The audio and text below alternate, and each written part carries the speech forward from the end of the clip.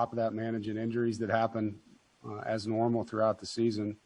And I thought our players did a really good job understanding what they should and shouldn't do, and keeping all of us safe. You know, as concerned as you are about losing a player for 14 days, you know, just as concerned or more for some of the staff we have that are in their 60s, you know, throughout the season. We were fortunate to not have to deal with anything like that. So it's been a year that we'll never forget. And one more thing, did you put it to the kids as to whether they wanted to play in a bowl game or not? The way they celebrated after we got bowl eligible, it wasn't much of a conversation to have, you know. I mean, I think it's about finishing what we started, and this group has enjoyed playing all year. We have open dialogue. If it was a topic worth discussing, they would have came to me on it. You could tell from the get that they wanted to play and excited about the opportunity to be back in the Gator Bowl against an SEC team. Okay, thank you, Coach. You're welcome. Thanks, Gary. Let's go ahead to Mike Topper and then Brett Friedlander. Good afternoon, Coach. Nice to see you. Wanted to ask you, and just looking as we get closer for a preview in Kentucky, you know, they've had a little bit of inconsistency. They got their quarterback back. What have you seen out of them offensively as you prepare for them that might make it difficult for you guys to match up with? Well, they're really big up front. You know, they've got two decorated offensive linemen, and they're all experienced. They're big. Their tight ends are big. Their backs are big. Their quarterback can run, and they're dedicated to running the football. So, you know, they make it a physical game. They do a nice job schematically, you know, of creating numbers games and different gap schemes with misdirection. You know, they're a good scheme, and their O-line's impressive. And I know they're a tight group. You know, what they went through this year, losing their coach and all the other things that we all went through, you can tell that those guys care a lot about each other. So it's going to be a very physical game against a good physical group up front from Kentucky. Thanks, Mike. All right, let's go over to Brett and then Andrew Schnitker. Hi, Dave. I hope you and your family had a good Christmas. Good to see you. Could you go over where your team is physically right now, and do you have any players that won't be playing because either of injuries or you know, other reasons? I appreciate it, Brett, and Happy New Year to you. We're pretty healthy. You know, guys got some time to mend up, and had good preparation with good breaks in there to kind of keep them rested and fresh. As far as who's playing and who isn't, I'm not going to talk about that. You know, we'll get to the game, and there's no reason to give any information like that out. An unrelated follow-up. Last night after the basketball game, Coach Keats said that a lot of his players and his team kind of fed off the success that your team had. How do you feel like this season, just kind of from a program standpoint, you know, what you guys accomplished, how that's kind of carrying over and you know, feeding off of, you know, that for other programs? Yeah, I feel like that's one of the things that makes our athletic department special. You know, I mean, throughout the season, Coach Keats, Coach Moore, Coach Avent, Coach Pop in wrestling, they would call me, text me, wish me luck, congratulations. I mean, it's a tight group, and we're all competitive, and we see each other's teams succeeding, and we want to succeed. We want to set the bar. I think there's good momentum. You know, obviously we're the first sport in the fall that gets to go, and what that generates, you know, publicly for the other athletes is all positive for them, and we're cheering them on. I mean, our men's team had a great win last night, and so, you know, that's one thing that I love about this school. I think fan base wise and coach and student athlete wise, we support each other well. Thanks, Dave. Good luck. Appreciate that. Thanks, Brett. Let's go to Andrew and then followed by James Henderson. Dave, has Devin Leary been able to get back into practice with you guys at all leading up to this game, and just kind of where is he at physically right now? Yeah, Devin's doing well. Every day he's going through his rehab. He's out there throwing the ball, but he's not in practice yet. You know, he's not ready for that, but he'll, you know, on track to be cleared when we return from, I guess, the winter break.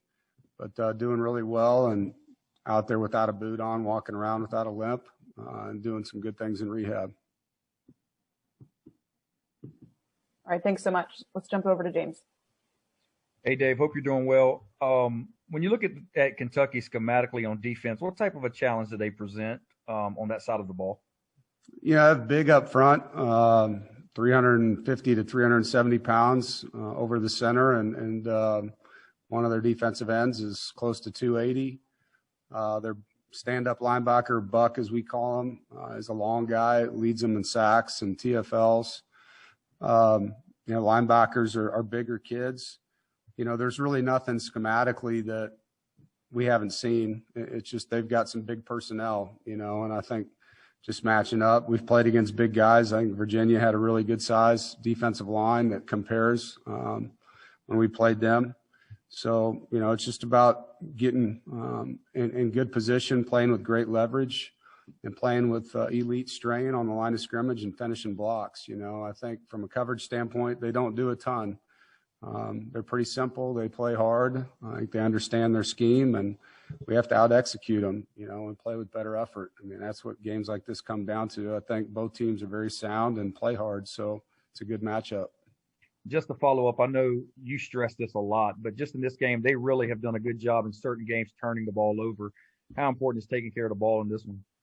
Yeah, I mean, we're undefeated when we win the turnover margin, so it's critical. I mean, it's the one thing you can point to if you want a sure win is for us to take care of the ball and us to get it back and create some explosive plays in special teams. So it's always paramount. And if you watch the bowl games right now, I know last night's game, Florida threw a bunch of interceptions, and Wake Forest did the same thing, and both those games got away from them. So we've got to do a great job getting the ball back on defense. And probably their biggest strength defensively is they've had 13 interceptions that they've created. So I know we'll do a good job making good choices and catching the football. Appreciate it. Thanks. Let's jump over to Mark and then Jonas and then Chris. Hey, Dave. I was wondering if you've seen any individual players that have especially flourished under the adverse circumstances of this season, or if it's just really been a team that's been molded together. Yeah, I mean, there's so many guys that have stepped up this year, and that's what makes this team fun. I mean, each week we've won games in different ways, whether it's making a key catch or tackle or sack, interception, blocked a punt, blocked a field goal. There's a lot of guys that you could point to that have seized moments or opportunities to help this football team become what it is. So I think it's more of a team thing, and there'll be that opportunity again in this one. There'll be guys out there that haven't played as much as they've played in this game, and they're going to be key players, when you look at the outcome. All right, Jonas, why don't you go ahead, and then Chris. Hey, Coach, thanks for the time as always. I wanted to ask you, in all your years of coaching bowl games, is there I know a big part of it is the kids going down for the whole week and doing the whole bowl experience, but do you feel like there's a benefit for you guys staying in Raleigh this year and doing all your prepping here as opposed to being out and maybe some distractions in past years? I don't know about that. I mean, I think every bowl game that I've been a part of, the kids got better. We enjoyed the time that we had together. We celebrated the season. Obviously, you want to win the game. But had we gone down there for 5 days, our kids would have prepared well. They would have focused. They would have showed up and worked hard, and we would have enjoyed ourselves as part of it. But, this year's just different. And so we've made the most of the opportunity. We definitely have had some good practices. And like I said, it was a long 12 weeks with 11 games. So they've had some needed time off. All right, thanks, Jonas. Let's go ahead over to Chris.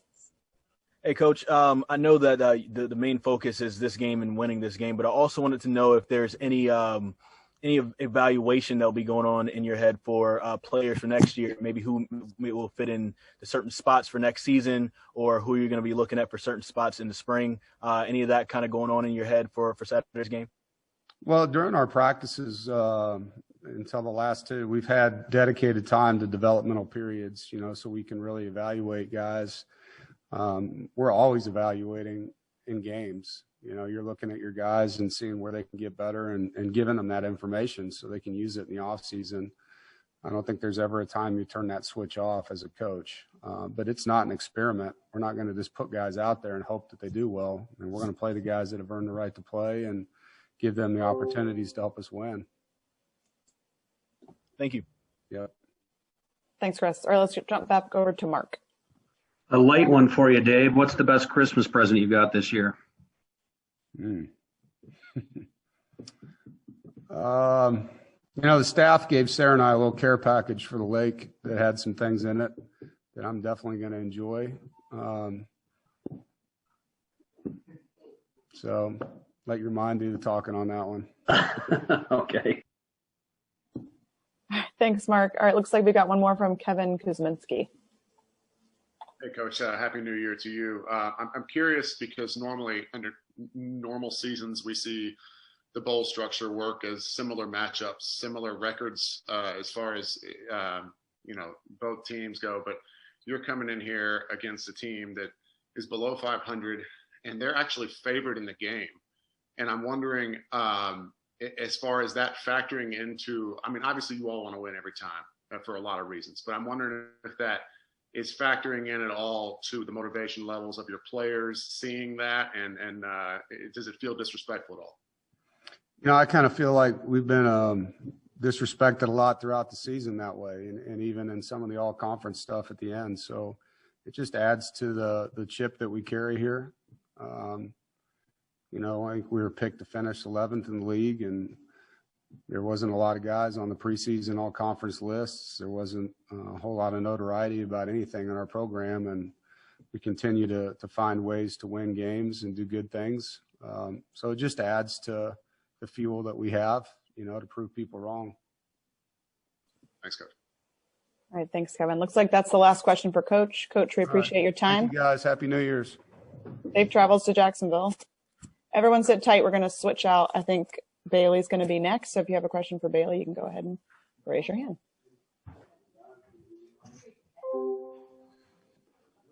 Hi, Bailey. Can you hear me? Yes, ma'am. All right. We're going to go ahead and get started with Gary Smits of the Florida Times-Union. Hey, Bailey. How you doing? Doing good. How you doing? Yeah, pretty good. Bailey, what's the most difficult part of transitioning to a team as a transfer, especially when they're in the same conference? What made it smoother for you? And looking back, I would assume you have no reason to regret your decision. In what ways has that decision been positive, maybe not only for football, but for your personal growth as a student athlete? Yeah, I mean, transferring is definitely a difficult process. Just almost picking up your life and leaving it behind, and moving into a new life. And when you move to the new school, it's not like you're moving in with a class of 20 guys that you really get to know really well. It's really you by yourself, and you got to kind of find your group or find your way in a little bit, and it can be difficult for sure. But I had another guy, Levi Jones, who transferred in with me, so it was kind of me and him. We were roommates and just really good friends. So he helped me out a lot. I helped him out a lot just with the whole process. So yeah, it's been really good. I can't remember the second part of your question. Yeah. In what way has being at NC State helped you grow as a student athlete, perhaps beyond the football? Yeah, just the hard work culture of the whole program, and just being able to have guys that are willing to go out and get extra throws and get extra work and just put extra work in the weight room. And that's really what I was looking for, is just somewhere where I can go and have just that culture of the team, because that's what I kind of came from out of Georgia and in high school, and that's just what I was really looking for. And I think this place has it. And, it's good stuff. Thank you, Bill. Thanks, Gary. Let's go over to Jonas and then James.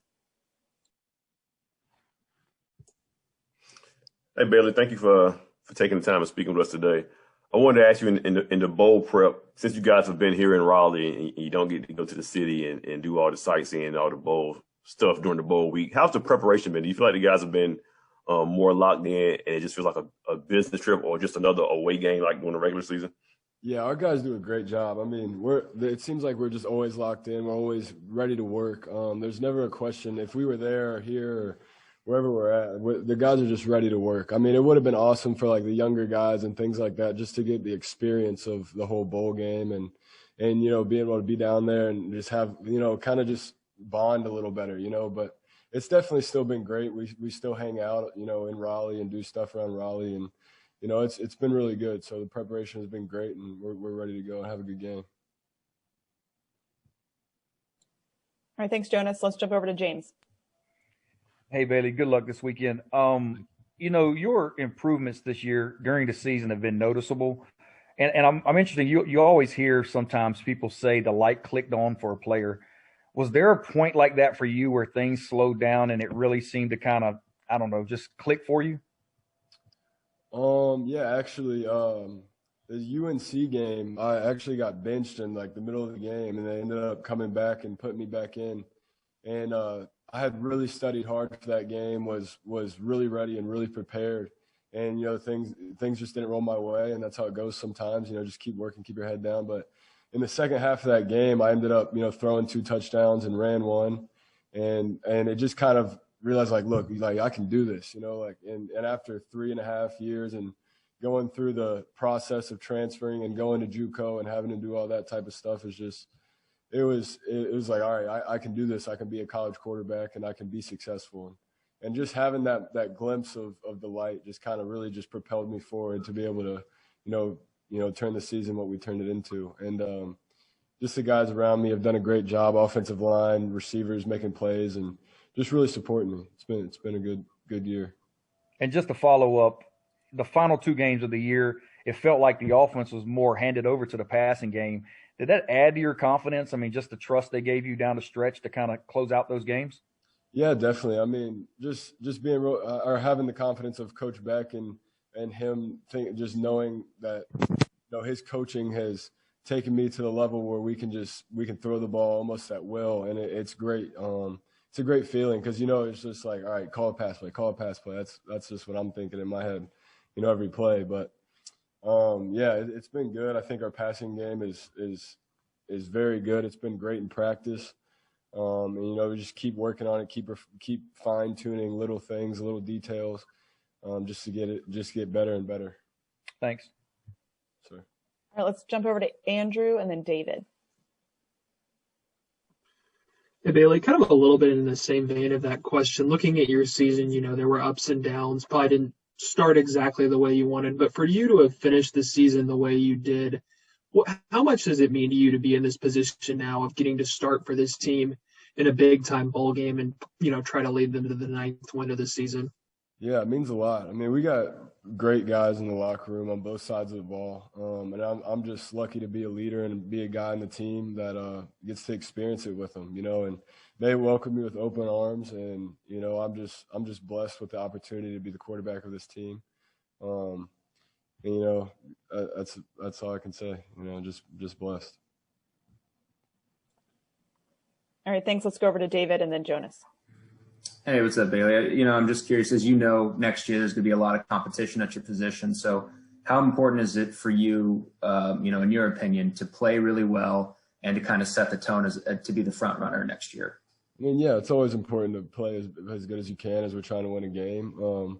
But yeah, I mean, I think everything matters. There's not going to be anything that's overlooked. If I go out there and play bad, then maybe it goes the other way or whatever it is. But I think I'm in a good position, and I'm just going to keep working hard and stay consistent and just day to day, just make sure I'm doing the best I can with everything I do day to day, and all the stuff will take care of itself. So. Thanks, David. Let's go to Jonas, and then we'll finish up with Kevin. Yeah, I just have one more for you, Bailey. Did I hear that you had a relative who played at Kentucky before, or did I get some bad information? Yes, you sir. did? My Okay. uncle, I just heard my uncle played at Kentucky as a quarterback at Kentucky. Yeah. Have you been in contact with? Has there been some family joking back and forth this week, or in preparation or leading up to the game? Yeah, definitely. Awesome. All right, thanks, Jonas. Kevin, you want to take it home? I think you're on mute, Kevin. Yeah, I just did.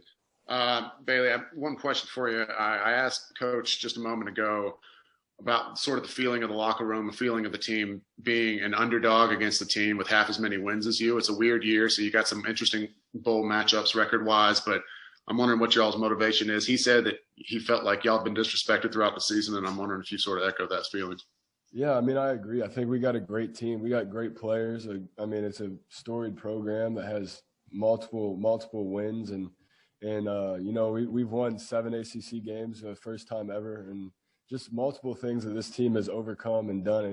And to me and to the rest of the players, I think we just look at it as, it's just another step to help propel the program and help make the program better than what, it has been in the past and what it can be in the future. And yeah, it's just another step. I mean, they can put us down all they want, but we know what we got in the locker room. And that's it for me. Thanks, man. Yep. Thanks, Kevin. Looks like we've got one more from Mark. Yeah, sorry, Bailey. I was just going to see if we could get any specifics about you and your uncle. What is he saying to you? What are you saying to him? Yeah, there's obviously no bad blood. It's family before everything. It's been all positive. Just go out there, play your best, do things, stay composed. A lot of the talking has been between his kids. Actually, he has two twin boys who are 13, and they're all fired up about it. They're like, hey, my dad played at Kentucky. I'm like, yeah, I know, and they've been fired up, texting me all the time. Ben and Eric, and they're loving it. So it's good for them. It's been a lot of fun. Thank you. Yes, sir. Awesome. Thanks, Mark. And thank you, Bailey. We appreciate your time. All right. Thank you all. We'll see you in Jacksonville. All right. Hang tight. They should switch out for Isaiah shortly.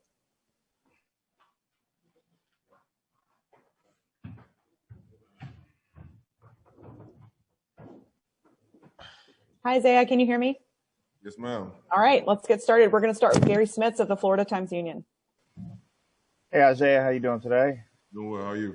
Okay, great. Hey, Isaiah, what about your defense does Aleem McNeil kind of goes from the inside out? Do a lot of the opportunities that you and Peyton get start with Aleem occupying a couple of blockers and the athletic plays that he can make? Yeah, definitely. Playing defense, it all starts up front. So our front three, they all play a huge role. Of course, me myself, I play directly behind Aleem most of the time. So yeah, definitely him taking up two blocks, him dodging the center and getting guys off balance, it definitely helps him to make a lot of plays. So he definitely plays a big part in our defense. Okay, thank you. Thanks, Gary. Let's go over to Brett and then James. Isaiah, you were very instrumental and one of the leaders in the Pack United movement this summer. I'm wondering how much did that kind of bring your team together and maybe contribute to the success of the team and kind of start the ball rolling? And not only just your team, but the entire athletic program as a whole, because everybody participated. Yeah, it's definitely been great. I wasn't the only person that started it, but as far as football, I guess I kind of led the charge here. But for what it's done for our team, we've had a lot of difficult conversations that nothing would bring us closer, not only with each other, but with our staff as well. I think they better understand us. We better understand them. As far as the athletic department, it's been pretty much adopted by the whole department. And our admin has been great. Mr. Boo has been great about giving us a voice and allowing us to use our voices in the right way. And other teams have done the same thing. Women's basketball, men's basketball, soccer, volleyball. Everybody's done a great job of just continuing to use our platform to be advocates for change. That's all we really wanted to do. Do you hear from athletes in other sports about how your team has kind of set the tone and kind of gotten some positive momentum going that they picked up on? Yeah, definitely. I'm a part of the Student Athlete Advisory Council, which is, it involves all athletes. So I talk to them all the time, and we just kind of converse and kind of just throw ideas at each other about what more we can do and, what they want to do, what we want to do, and we just bounce off each other. Thanks a lot. Good luck in Jacksonville. Appreciate it. Thanks, Brett. Let's go over to James. Hey, Isaiah, Kentucky's a team that really wants to run the football. Obviously, if you look at their numbers, you see that. They've got a big downhill running back. Do you feel like this is the type of game that sets up for your skill set? Yeah, definitely. I love contact. I love playing downhill. So going up against a big offensive line, a big back, this kind of the game as a linebacker you want to play. You get excited for. So definitely, I'm definitely excited to play these guys. And is there a similar fit on your schedule maybe that you see to a team that kind of resembles Kentucky? Maybe not this year, but I know Boston College is pretty similar, just with at least with their size and their downhill kind of running attack. Georgia Tech a little bit. They run kind of the same kind of gap scheme, the zone scheme that Georgia Tech did. So yeah, probably those two. Thanks. All right, thanks. Let's go over to Jonas and then Mike. Hey, Isaiah, thank you for taking the time and speaking with us. You're one of the few guys on this roster who played in the Gator Bowl when the team went down there a couple of years ago. Is there anything you can kind of take from that experience and kind of spread on to the young guys and kind of play in you guys' favor going back this year in 2020? Yeah, I think the biggest thing that I'm trying to preach to the young guys is that, you know, making it to a bowl is definitely, you know, an accomplishment, something you want to celebrate, but you want to win the game. So we have to make sure we approach practice the right way, approach the week the right way, and approach the game the right way so that when we go down there, we don't repeat what happened in 2018. And just to follow up, because you guys have been in Raleigh this whole time and you haven't played since the Georgia Tech game, has it felt like fall camp all over again? You kind of start from the basics and had this time to, you know, work on yourself and work on your opponent heading to this game? Yeah, a little bit. Practice isn't as long as it would be in fall camp, but you know, just having this time, just not having classes, just being able to focus fully on football and just recovering from a long season. It's been great. And Coach Doeren and the staff have done a great job of giving us opportunities to recover and also get work in as well. So, yeah, I feel like we're ready to go. Appreciate it, Isaiah. Thanks, Jonas. Let's go over to Mike and then Kevin. Isaiah, good to see you, man. I wanted to ask, Bailey and Coach Doeren kind of talked about, you know, having the chip on your shoulder this year. And obviously, you know how everybody talks about the SEC. Is there a little extra juice for you guys to kind of prove yourselves and go up against an SEC team and, you know, prove them wrong? One thing, you know, we've been trying to prove ourselves, you know, all year long. So this is, you know, nothing new. Like the coach said, we were picked up to finish 11th in the ACC preseason.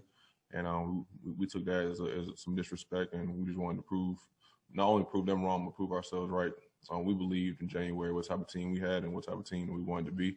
And we felt like we put the work in, and we thought, you know, we could go out here and play football and just see where the chips fall and where we finish, where we want to finish. As far as the SEC team, you know, it's always exciting playing the SEC team. You see all the ESPN guys talking about it, how SEC is the closest thing to NFL. So it'll definitely be a challenge for us. And we're excited for it. Thanks, Mike. All right, let's go over to Kevin. Hey, Isaiah. Happy New Year, man. I wanted to follow up. Actually, it's relevant to what Mike just asked you, kind of a little bit similar. Dave was out here talking to us a little bit about sort of the disrespect you all felt all season, and it seems like you sort of echo that as well. I'm wondering what your mentality is in this very weird year where you have some different weird records going against each other in bowl games, to be an 8-win team as an underdog in Vegas to a team that won 4 games, and their 4 wins were over teams that went 8-31 combined overall. I'm wondering how that makes your locker room feel and what motivation it provides you. You know, like I said, we've been trying to prove ourselves the whole season. So this is, you know, nothing new. I'm pretty sure we've been picked to be underdogs in the majority of our games this season, and you know, our record speaks for itself. And we just want to go down there and play the best football that we can. You know, let the outside guys do our talking. But our focus is definitely, you know, on us here in the Murphy Center and playing our best ball. Thanks, brother. Good luck, man. Appreciate it. Happy New Year to you, too. Thanks, Kevin. Looks like we've got one more from Jonas. Yeah, Isaiah, I got a follow-up to something you just said. You said you hear so much about the SEC and people compare it, say it's the next best thing to the NFL. When you guys played A&M a couple of years ago, could you tell was it a big talent difference, or what was the biggest difference about playing in an SEC school from what you can remember? You know, they had great size, you know, great athletic ability. You know, it's a great conference. They produce a lot of NFL guys. You know, we produce a lot of NFL guys here at NC State as well. So, you know, we're just excited to play a big time opponent, and we just can't wait to get down there in Jacksonville.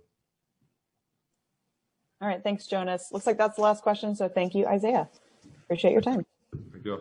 Safe travels. All right, thanks, everyone. That concludes today's press conference.